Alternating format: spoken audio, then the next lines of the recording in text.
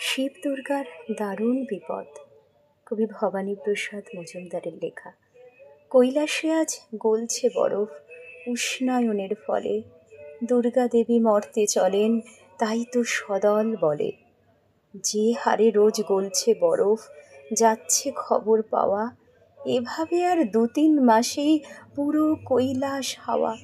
চিন্তাতে তাই শিব দুর্গার ঘুম নেই দু চোখে, অবশেষে কোথায় যাবেন ভুলোকে দুলোকে।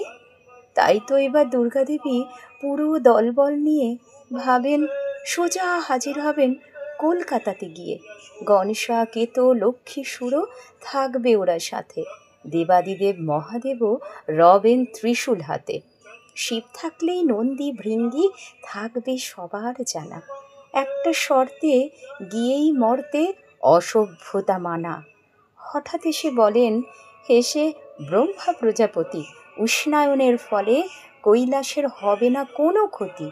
শুনেই স্বস্তি, দেবাদিদেবের কাটল সবার ভয়, চেঁচিয়ে উঠেই বলল সবাই জয় ব্রহ্মার জয়।